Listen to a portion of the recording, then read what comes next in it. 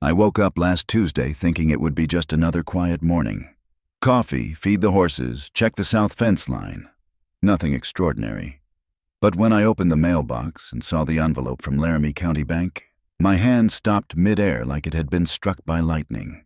Final notification of property transfer, it said. My name was there, printed plain as day. But it wasn't mine anymore. Neither the ranch nor the house. The land my grandfather homesteaded in 1921. Gone. The home I built board by board after marrying Luann. Gone. At first, I thought it was a mistake. A glitch. Some paperwork error. But when I called the number at the bottom of the letter, the woman on the other end said, "Sir, the sale was finalized 6 weeks ago. Your son, Brandon, had full power of attorney." That was the moment the floor caved in beneath me. My name is Thomas R. Beckett. I'm 67 years old. I live, or lived, in Cheyenne, Wyoming. My whole life has been about ranching. I've never been rich in the city sense of the word, but land rich, yes, honest rich. The kind of wealth you measure by the number of horses fed before dawn, and the kind of handshakes you still trust out here. Brandon is my only child. I raised him after Luann died in '97 from a heart defect we never saw coming. He was 9. I remember him clinging to my leg at her funeral, wearing that little suit with sleeves too long. I gave up everything for that boy. Turned down buyers from Texas, refused to lease out the south pastures, passed on 2 marriages. I kept it all in the family because I believed in blood, in lineage. And now, as I sit here in a motel room off I-80 with a box of my things and my old dog Bear at my feet, I can't stop hearing those words. Your son had full power of attorney. Brandon came to me 6 months ago, said he wanted to help manage the paperwork while I recovered from knee surgery. He spoke soft, like he used to when asking for another story before bed. "Dad, let me handle it. You shouldn't be lifting mail or worrying about taxes. Just rest." I was touched, proud even. But what I signed, I didn't know it gave him full legal authority. I didn't know he'd already started talking to a buyer, and I sure as hell didn't know he'd take the money and vanish. No forwarding address, no call, no apology, nothing. Just silence where my son used to be. That day, I didn't cry. I just sat on the edge of the bed, holding the letter in one hand and the past 40 years in the other. I thought about Luann's laugh, about the summer Brandon learned to rope calves, about the time we built the hay barn together in 2005, and I thought about how all of it had been turned into numbers on a wire transfer. I'm not sure where to go next, but I know one thing. I'm not going to disappear quietly. That ranch wasn't just land, it was my life. And if Brandon thinks he can erase that with a signature, then he doesn't know the man who raised him, because this old cowboy may be down, but he's not broken. Next chapter. I'll tell you exactly what I found when I tried to trace where the money went, and who Brandon became when I wasn't looking. The hardest part isn't the loss. It's realizing the person you love never existed the way you thought. I've been sleeping in this motel room going on 4 nights now. The wallpaper's peeling, and the AC rattles like an old tractor. But it's quiet. Bear's here, and I've got a notepad full of leads, little scraps of thread I've been trying to pull together into something that makes sense. The day after the bank call, I went straight to see Maggie Delaney, the only person I still trust at Frontier Credit Union. We go back 30 years. She was there when I opened Brandon's first savings account, when I applied for the loan to build the new barn. She didn't look me in the eye when I showed her the bank letter. "Tom," she started. Then she paused. "It's bad. Turns out Brandon didn't just sell the properties. He wired the money, every last penny, to a private account in California. Not a trust, not an investment, just an account with his name and a second co-signer I didn't recognize. Someone named Elise Moreno. I stared at that name like it was poison. Maggie slid a copy of the wire confirmation across the desk. $3.2 million, minus fees. Gone in one transfer. When I asked her if she could tell me more, she said, "Tom, I'm not even supposed to be showing you this, but you deserve to know." That was all she could do. I went back to the motel and fired up the old laptop Brandon left behind last Christmas. I hadn't touched it since. I opened his Facebook, his Instagram, his email, and there it was. A whole life I'd never seen. Photos of a beach house in Malibu, a Porsche parked by the ocean, fancy brunches, designer sunglasses. There was a post from 4 weeks ago. Brandon in a white button-down shirt, holding a champagne glass, with Elise in a tight red dress kissing his cheek. The caption read, "New life, no looking back." No looking back. I stared at that screen for 10 minutes. My heart didn't race. It didn't break. It just stopped, like it was trying to unbeat itself, trying to erase him. Who was this woman? Where had she come from? And why did my son, my flesh and blood, think he could trade a legacy for a luxury? I scrolled further and further until I hit a video. Brandon laughing, Elise laughing. Someone off camera says, "So, how'd you pull it off?" And Brandon replies, "Let's just say the old man finally paid up." I didn't watch the rest. I closed the laptop, turned off the lights, and sat with Bear in the dark for a long time. The truth is, somewhere deep down, I always knew Brandon had a weakness for shortcuts. But I thought I raised him better than this. I thought the long hours, the blistered hands, the honest living, that it would mean something to him. Turns out, he was learning a different lesson, and I was too blind to see it. I'm not sure what hurts more, losing the land, or realizing he never intended to keep it. The morning I went to the sheriff's office, I didn't expect much, but I didn't expect to feel humiliated either. I brought the paperwork, the power of attorney form, the letter from the bank. I told Deputy Kent, a boy I used to give cookies to when his mom brought him to the church bake sale, that my son had sold my land behind my back. I asked him, plain as day, "Isn't this theft?" He looked over the papers, flipped them once, twice.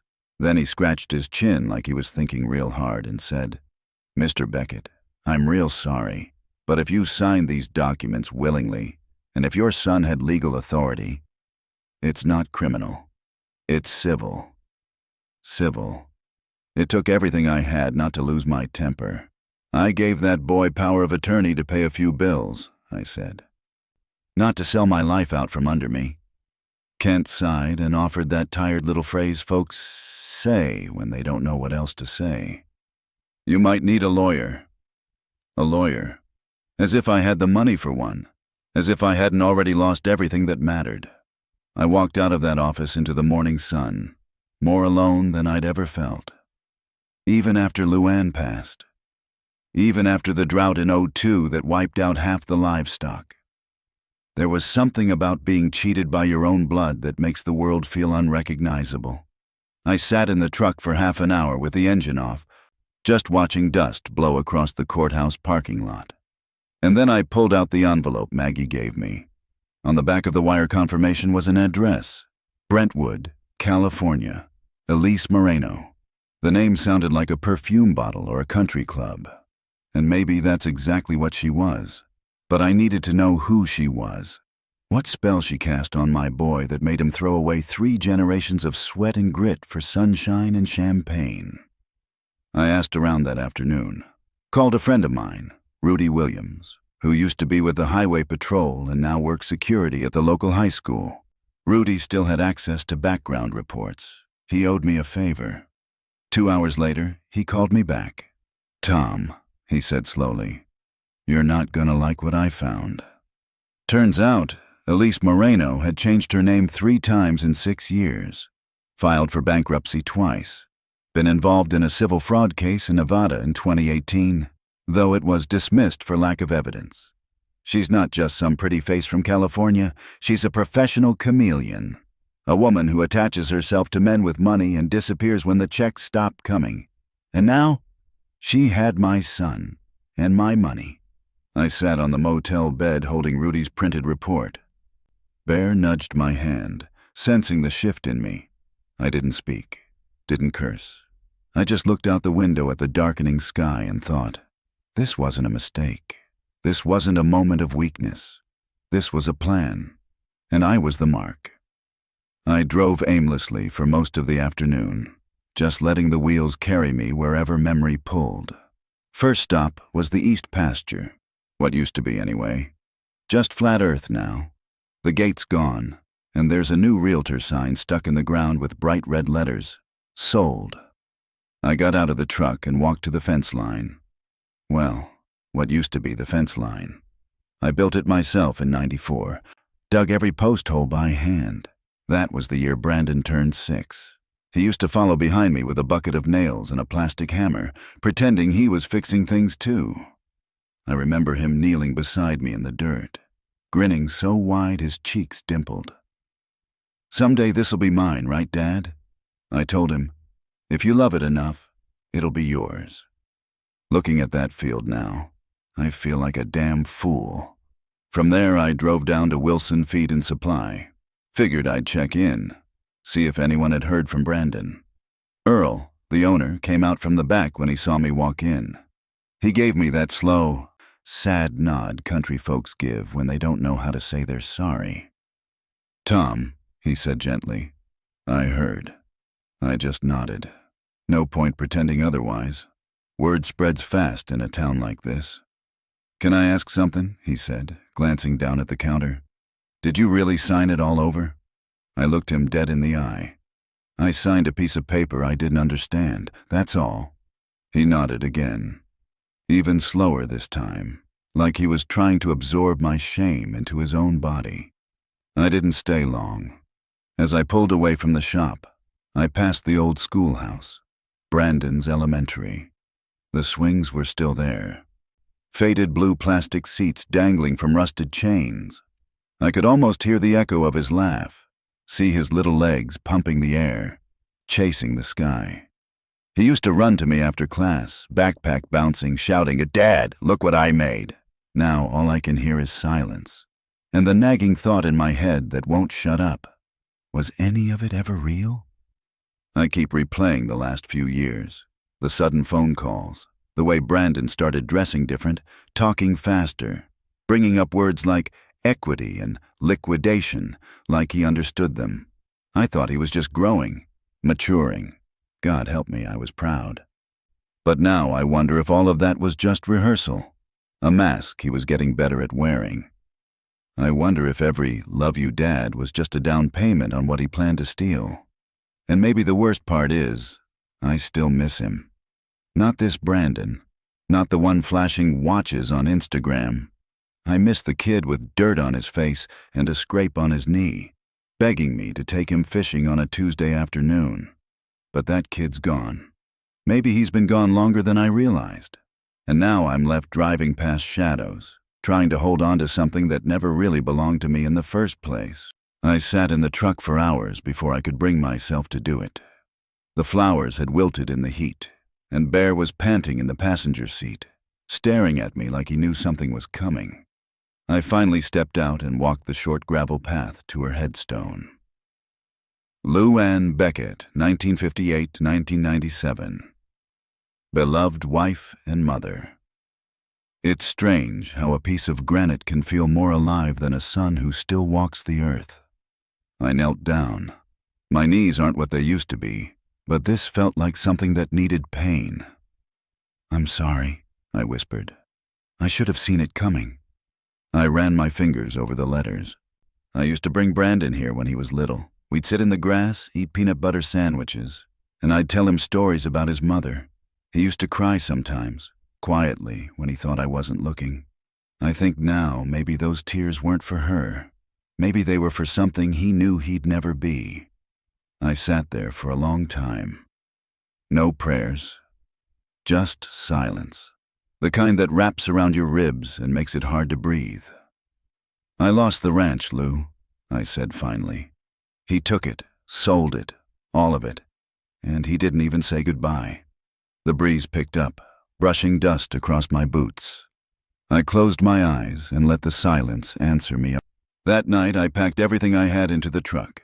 A duffel bag, a stack of papers, The laptop. A photograph of Brandon when he was 10, holding a fishing pole, grinning with 2 missing teeth. I almost left it behind, but something in me couldn't. I paid up at the motel, thanked the manager, and fed Bear 1 more biscuit before we hit the road. As I pulled onto I-80 westbound, the sky was fading from burnt orange to deep purple.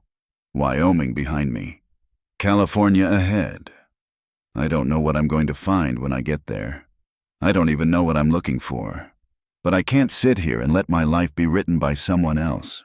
If there's any part of my son left worth saving, I need to see it with my own eyes. And if there's not, then I need to say goodbye to him while he's still alive. California doesn't feel like a place for men like me. Too clean, too quiet. Like a movie set where people pretend their lives aren't hollow. The house on Sycamore View Lane looked like something out of a brochure. Stucco walls, drought-resistant landscaping, a digital keypad on the door. Nothing real, nothing lived in. The truck stood out like a sore thumb in that neighborhood, coated in Cheyenne dust and gravel from 3 days on the road. I almost didn't knock, but I did. It was Elise who opened the door. She didn't look surprised, didn't even flinch. She just leaned against the frame like she'd been expecting me. "You must be the father," she said. Her voice was sweet, too sweet. "And you're the woman who took everything," I said, quiet. She smiled, not with her mouth, just her eyes, the kind of smile that knows it's already won. "He's not here," she said. "Left this morning, Vegas maybe, or Miami, depends on the mood." I stood there, fists clenched. I want to know why. Her smile dropped a little. Why what? Why he left? Why he doesn't call?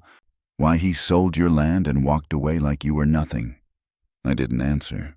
I didn't need to. My face said everything. She crossed her arms. "Tom, was it? Look, I didn't tell him what to do. He came to me with the plan already set. The money was just icing." "I taught him better," I muttered. "No," she said, tilting her head. "You taught him how to work hard. You didn't teach him what to do when he didn't want to." That hit harder than I expected. I looked past her into the house.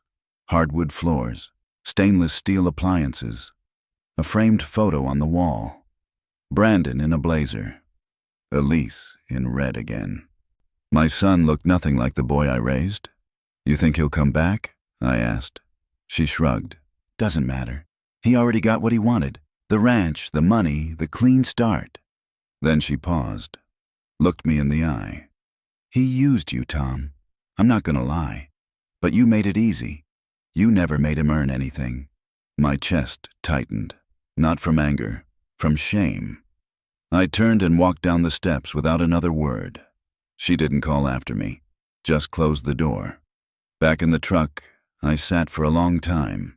Bear whined in the seat beside me. I rubbed his head and stared at the steering wheel. She was wrong about one thing. He didn't get everything. He didn't get to erase me, not yet. I spent most of that day driving nowhere. The streets here are too clean, too fast. People don't make eye contact. They move like they've got somewhere more important to be, because maybe they do. Maybe I'm the only man in this city with nowhere left to go. I parked near a bluff overlooking the Pacific, somewhere off a road Elise probably couldn't even name. Bear stretched out in the back seat, his head resting on my duffel bag. I watched the waves roll in, steady and indifferent. I thought about Brandon's first broken arm. He was 9, fell off the hayloft trying to impress a neighbor girl. We spent 8 hours in the ER. He cried like a baby until they gave him a popsicle. Then he made me promise I'd never tell anyone. I kept that promise. I thought about all the things I kept for him, all the things I let slide, all the second chances, the blind eyes, the swallowed pride. And then the phone rang.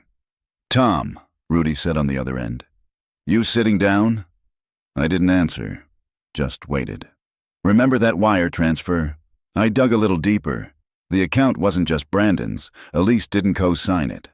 I sat up straighter. "What do you mean?" I mean, it was opened 6 months ago, under a business name. And the second authorized user? It was someone named Gerald Faulkner. I blinked. That name hadn't crossed my mind in 20 years. Brandon's old boss? I asked. Yeah, the guy who ran that real estate firm in Denver.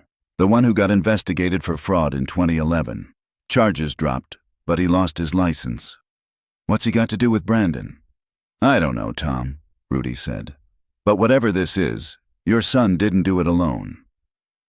That changed everything. It meant Brandon wasn't just impulsive. He was careful, calculated. And he'd been working this angle for months, maybe longer. Working with a man who'd already destroyed other families. Men like me. And I'd missed all of it.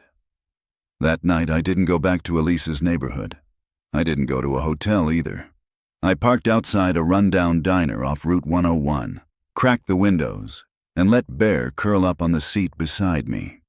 I stared at the ceiling of the truck until sleep finally came. And before I closed my eyes, I whispered something I hadn't said in a long time. Not this time. Because I was done being quiet. Brandon may have taken my land, but he hadn't taken my name. And I was ready to start taking things back. Darlene Ortega didn't offer me coffee when I stepped into her office. Just pointed to the chair and said, "You're the rancher?" Her office was small and plain. No leather chairs, no plaques on the wall. Just a worn desk, a file cabinet that leaned slightly to the left, and a fan blowing hot air around like it was doing me a favor. I handed her the documents. Power of attorney, property deeds, the wire receipt.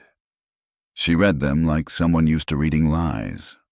After a long silence, she said, "Your son's slick. I'll give him that." I stayed quiet.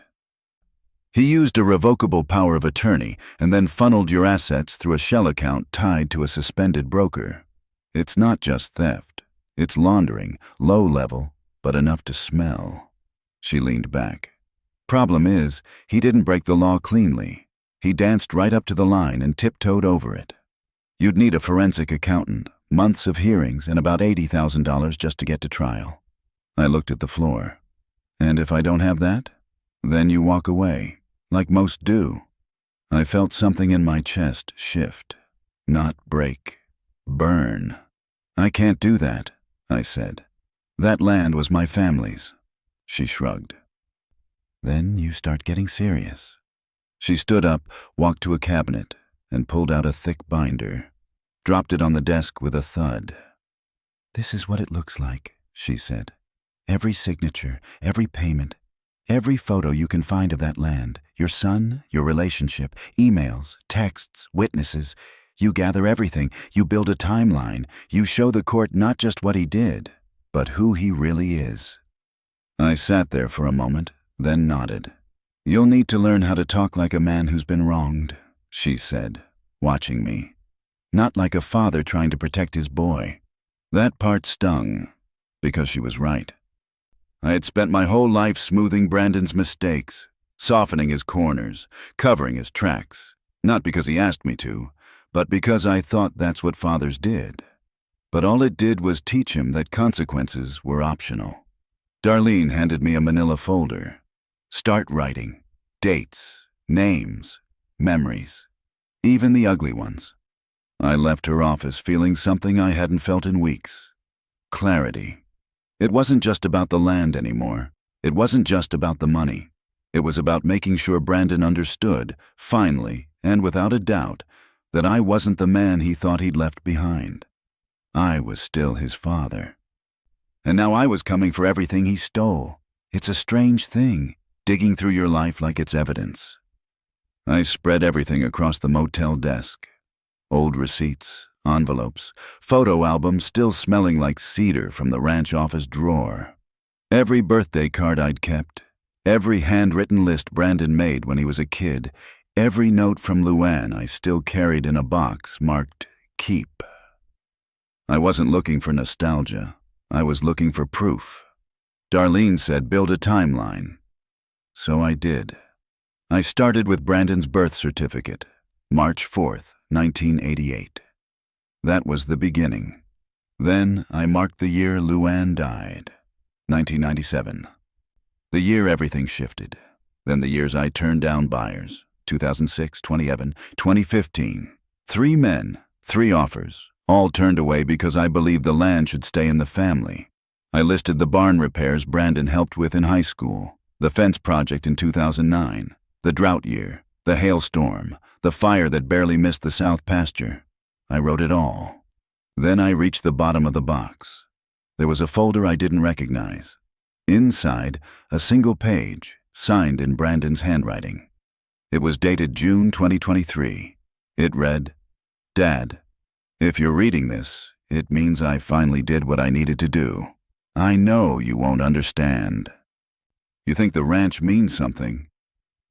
But to me, it's always been a cage, a monument to sacrifice, and I don't want to live a life built on someone else's pain. I love you, but I'm not going to die out there like Mom did." Brandon. My throat closed up. The edges of the page curled in my fingers. He'd written this before he sold anything, before he took the money, before he left. This wasn't a decision made in haste. It was a plan. He didn't just walk away. He rewrote the story, turned our home into a prison and me into the warden.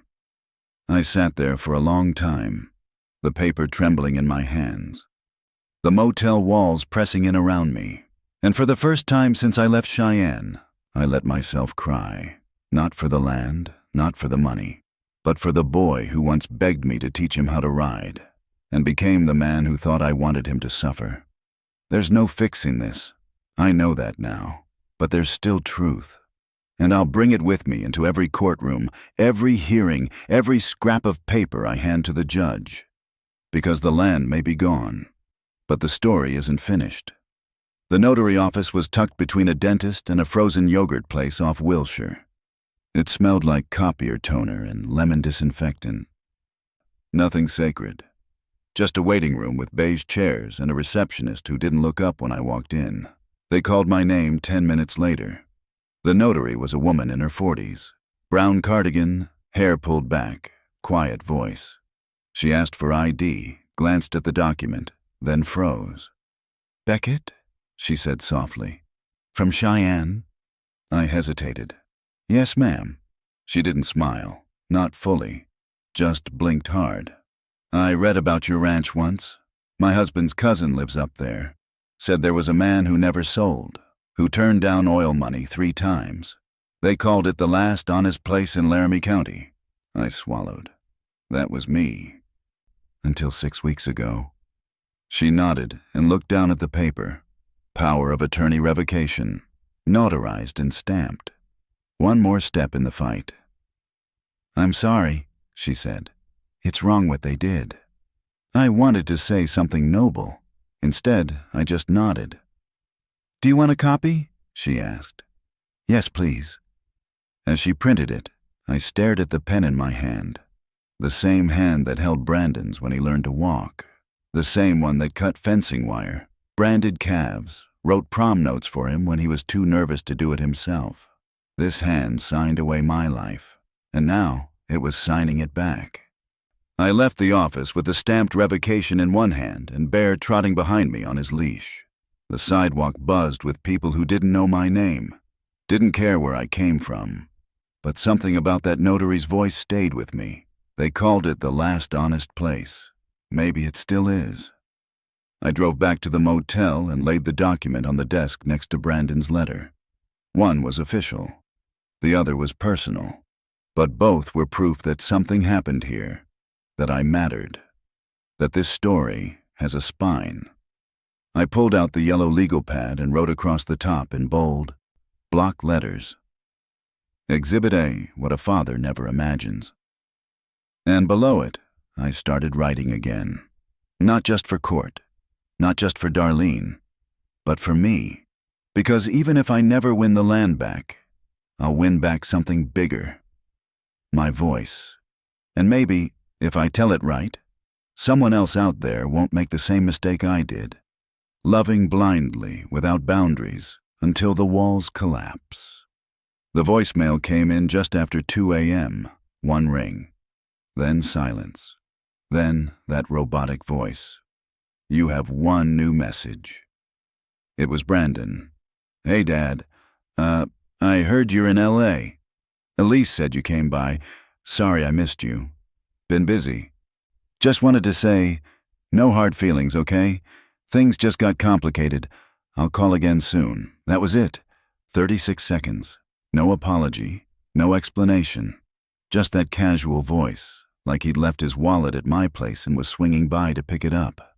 I played it again and again. 6 times, maybe more. Each time, I heard something new. The forced ease in his tone. The way he stumbled on sorry, but not on busy. The way he said, no hard feelings, like he expected me to laugh. No hard feelings? He sold my home, my land, my name. And now he was calling like it was nothing more than a bad business deal. I didn't call back. Instead, I opened my notebook and wrote what I wanted to say. What I would say if I ever got the chance to look him in the eye again. Brandon, you didn't just sell property. You sold your legacy. You didn't just take money. You took trust. And you didn't just run. You erased me. I want you to know that every fence post on that land held your name. Every beam in that barn. Every nail. Every brick. I saved scraps to give you something solid in this world. I built you a future, and you turned it into fuel. If you needed to go, I would have helped you. If you needed money, I would have found a way. If you needed to start over, I would have packed your bags myself. But you didn't ask. You took. You planned this. You wore my name like a key card and walked through doors you never earned. I loved you, Brandon. I still do. But love is not permission. Not anymore. Dad. I closed the notebook and stared at the cover. That message proved one thing. Brandon wasn't afraid. Not of me. Not of the law. Not of guilt. But he should be. Because I'm not here for closure. I'm here for justice. And this time, I'm not the one who's going to be silent. When I walked back into Darlene's office, she looked up from her desk and studied me a second longer than usual. You look different, she said. Do I? You look like a man who finally decided to fight. I sat down and handed her a folder full of handwritten notes, timelines, photos, bank records, anything I could find. The evidence of a life dismantled. She opened it slowly, nodding as she flipped through. Let's get into it, she said. We spent 2 hours going through the details. She explained that Brandon's shell company, Faulkner and Moreno Holdings, had no formal office, just a P.O. box in Encino and a virtual mailing address. The funds from the sale were split across 2 accounts, one of which was already emptied. Elise is slippery, Darlene said. But Brandon's the bigger liability. He used your trust like a weapon. That plays well with juries, especially older ones. I nodded, but it wasn't about court theatrics for me. I just wanted the truth in the open. There's a hurdle, though, she added. He's out of state. We'll need to establish jurisdiction in Wyoming first, then file a civil suit in California. Could take a year, maybe longer. I didn't blink. Let's do it. Darlene leaned back. You sure? I didn't answer with words. I just reached into my bag and laid Brandon's letter on the desk, the one dated a year before he vanished. She read it in silence. When she looked up, her eyes had softened. You're not suing your son, she said gently. You're suing the man who stopped being him. I didn't say anything. She slid the letter back into the folder. We'll need statements, depositions, if it comes to that. You willing to testify? I met her eyes. I've been testifying to myself for weeks. Might as well do it under oath. She smiled, just barely. As I left her office, the sun had dipped low behind the skyline. I stood on the sidewalk for a moment, listening to the sounds of the city. Car horns, heels on pavement, sirens in the distance. I thought about my father's voice, rough, weathered, quiet. I remembered the day he handed me the deed to the ranch. No ceremony, no speech. Just said, "Don't lose what matters." I did. But now I'm doing everything I can to get it back. Not for Brandon, for me, for every man who was told to forgive and forget when what he really needed to do was remember and rebuild. I started calling people the next morning. Not for comfort, for testimony. Darlene said we'd need character witnesses, people who could speak to the ranch, the family, the history. So I made a list and started dialing. Most answered. A few didn't. But those who did? They didn't hesitate. Maggie from the credit union offered a statement right away. "I watched that man build his life from sweat and silence," she said. "He didn't deserve this." Pastor Rick agreed too, though he warned me. Courts don't always listen to the moral voice, Tom, but they ought to. It was the visit to Cole that shook me the most. Cole had been Brandon's closest friend growing up. They spent every summer on horseback, fishing, building forts from hay bales. I hadn't seen him in nearly 5 years. He lived in a modest rental on the outskirts of Greeley now. When he opened the door and saw me, he looked startled, then guilty. "Tom," he said, "I was wondering when you'd come." We sat on his porch with 2 warm beers and the sun burning down through a haze of smoke from some distant wildfire. "I heard what happened," he said. "I wanted to call, but I didn't know what to say." "You don't have to say anything," I told him. "I just need to know something." I pulled out my notebook. "When did Brandon change?" Cole stared into the distance. "Truth, he never really changed. He just got better at hiding who he was." That hit like a slap. "I remember back in high school," he continued. "Brandon used to talk about the ranch like it was a burden. Said you were too strict, that you expected him to be a ghost of your father." My throat went dry. He'd say stuff like, "If I ever get out of here, I'm never looking back." I thought it was just teenage talk, you know. Everyone says dumb things when they're 17. I nodded slowly. "He loved you," Cole added. "Don't get that twisted. But I think he loved the idea of being free more." That night, driving back to the motel, I couldn't shake those words. He never really changed. Maybe that's what hurt most. Not that Brandon had become someone I didn't recognize, but that I'd never truly known him to begin with. I thought I'd raised him on values. Maybe all I gave him were expectations. I pulled over on the side of the highway, let Bear out to stretch his legs, and stood in the wind watching headlights blur by. I thought about everything I'd poured into that boy, every sacrifice, every compromise, every time I chose silence instead of hard conversation. And I wondered, if I had been a different kind of father, would he have become a different kind of man? I don't know, but I know this much. I can't fix who he became, but I can make damn sure he remembers who I still am. He's back. Darlene told me early that morning. LAX arrival logs show Brandon returned last night. He's local again. For a moment, I couldn't breathe. My palms went cold. He was close, a half hour away, the same city, breathing the same air as the man he'd gutted. "I want to see him," I said. "No," Darlene said firmly. "We need him in court, not cornered in a coffee shop. You want justice, not revenge." She was right. But it didn't stop the fire crawling up my spine.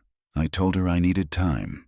She nodded, handed me a thick packet labeled Personal Statement Guidelines. "This is your story. You're the witness now." I spent the rest of the day writing, crossing things out, starting over, trying to tell the truth without letting the pain twist it into something unrecognizable. But that evening, while scrolling through my laptop, I saw a video. Breaking the Cycle, a conversation with Brandon Beckett. It was a podcast. Cheap lighting, a couch, a fake plant, 2 microphones. Brandon was there, smiling, calm, rehearsed. "Heard your dad was a rancher," the host said. Brandon nodded. "Yeah, real old school, stubborn. Kind of guy who believes silence is love. They laughed. And now, Brandon leaned forward, his hands open, humble, a liar's posture. I never hated my father, he said. But when someone loves you the way they loved the land more, eventually you realize you have to walk away. I didn't steal anything. I claimed freedom. Claimed freedom. The words ran down my spine like a hot knife. He looked so certain, so polished, so damn convincing. I shut the laptop. Bear looked up at me, worried. I couldn't sit still. I paced the room, clenching my fists until my knuckles turned white. He's not just rewriting the past. He's weaponizing it, and people are believing him.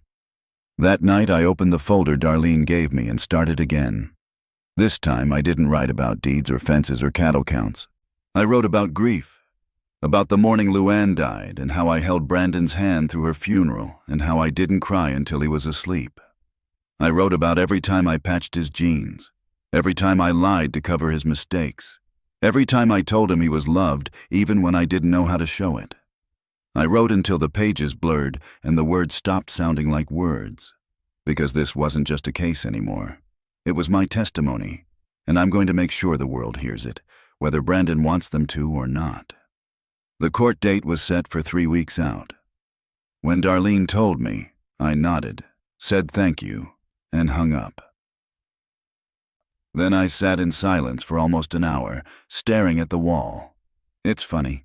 When you're young, you think the hardest things will be quick. A broken bone, a barn fire, a car crash. But the hardest thing is sitting still, waiting to tell your truth in a world that doesn't always want to hear it. I took Bear for a walk just before lunch. There's a small park on the edge of the city, tucked between 2 apartment complexes. Kids on swings, couples with strollers. I must have looked like a ghost, drifting past them with a leash in one hand and my grief in the other. We found a bench under a jacaranda tree. Bear lay at my feet. I watched the blossoms fall. Then I went to the church. I don't know why.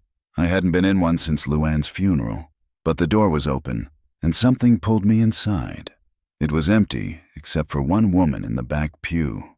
Gray hair, velvet coat, hands folded in her lap like she'd never left. I sat 3 rows behind her, not expecting anything. Just silence. Then she turned. "You grieving?" she asked, her voice soft but strong. I nodded. "Child or parent?" "Child," I said. She nodded like she understood more than I meant. "You did your best?" "I thought I did." She looked at me, really looked, and said, "Then the rest is his road. Yours is to remember the truth and walk upright." I left before she could ask my name. Back at the motel, I sat at the desk and opened the folder one more time. I read every word I'd written, every scratched-out line, every angry confession I hadn't meant to leave in. Then I picked up the pen and wrote 4 more pages. Not bitter, not broken, just honest. I wrote about the smell of rain on the fields, about Brandon's first steps in the barn, about how I stayed up all night fixing the roof after the hailstorm in '08 because I didn't want him to wake up and feel scared, about how silence was never a lack of love. It was my way of holding the world steady for him. I signed my name at the bottom. Thomas Beckett, 67, Cheyenne, Wyoming. A man who lost everything and still stood. Because the truth deserves nothing less. I wrote the letter 3 days before the hearing, not for forgiveness, for clarity. I kept it short. 1 page, no anger, no pleading, just the truth. Brandon. In a few days, the court will hear everything. You can speak first or be spoken for. I'm giving you one last chance to show the man you could still become. But either way, I'll be there. Dad. I mailed it through Darlene's office. Certified. Then I waited. 3 days. Nothing. No reply. No call. No text. On the 4th day, there was a knock at my motel door. It wasn't Brandon. It was her, Elise. Same red lipstick, same careless grace. She leaned against the door frame like she was posing for a portrait. "Can we talk?" she said. I didn't answer, just stepped aside.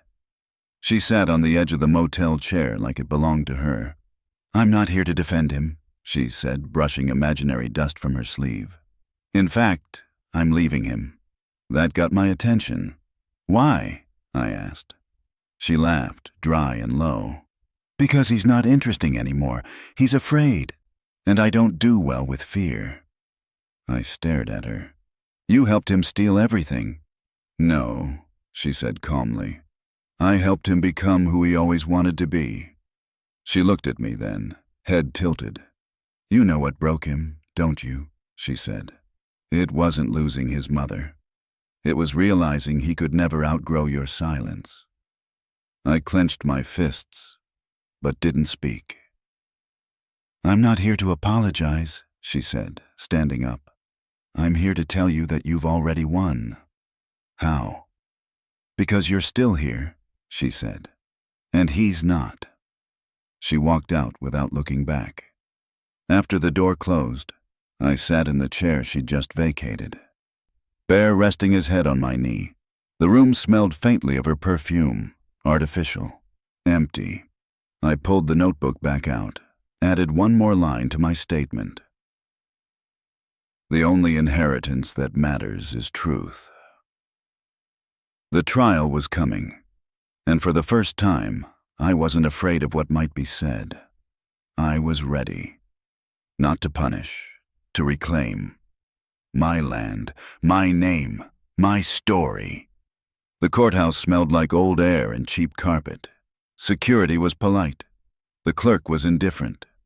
The judge looked tired before we even began. Darlene handed me a bottled water and whispered, "Keep it plain, keep it steady. Truth doesn't need decoration."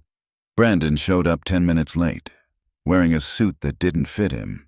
Not badly, but just enough to say he didn't care. He didn't look at me, just slid into the defendant's seat and kept his eyes on the floor. Elise wasn't there. Darlene made the opening argument, measured, calm, sharp. She laid out the timeline, the signatures, the shell accounts, the betrayal. Then she nodded to me. I took the stand. My hand trembled slightly as I raised it for the oath, but when I opened my mouth, the shaking stopped. "I'm not here to destroy my son," I said. "I'm here to tell the truth about him. And about me." I told them about the ranch, about Luann, about the dust and the storms and the stubborn hope that built a home out of hard land. I told them about Brandon's first steps on that soil, and I told them about the silence, mine, how I thought love meant doing, not saying, building, not explaining. I thought if I gave him enough, he'd understand, I said. But I see now that I gave him everything except the one thing he needed: room to fail. I saw Brandon shift in his seat. I looked right at him. "You didn't break my heart, son. You broke your own. You just haven't felt it yet." The judge was quiet. Everyone was. When I stepped down, I didn't look back. Brandon didn't take the stand. He whispered something to his lawyer, then stared out the window like he was waiting for the sky to change. Darlene leaned over and said, "That landed." After we adjourned for the day, I sat on the courthouse steps while Bear dozed beside me. For the first time in months, I felt something close to peace. Not because I'd won anything, but because I'd said what needed to be said. And because in that courtroom, surrounded by strangers and law books and bitter air, my voice didn't shake. My story stood. And now, for whatever comes next, I'm ready. The verdict came on a Tuesday. Brandon wasn't in the room. The judge read the statement with a tone as dry as parchment. Partial restitution granted. No jail time. A court order for Brandon to repay a fraction of what he took, over time, if he ever finds the will to. The land? Already sold, already rezoned, nothing to reclaim but the truth. Darlene put a hand on my shoulder. "It's the best we could have gotten," she said. I nodded, not because I was satisfied, but because I knew she was right. Outside the courthouse, the sky was gray and forgiving. Bear waited by the truck like always, faithful even when I hadn't deserved it. I drove home slowly, each mile peeling the city away.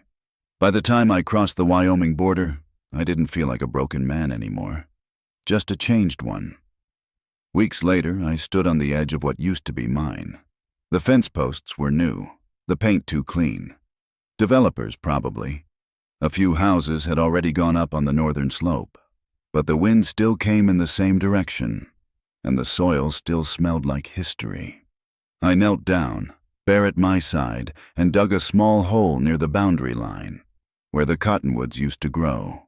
Then I planted a wooden sign I'd carved myself by hand, like my father used to do.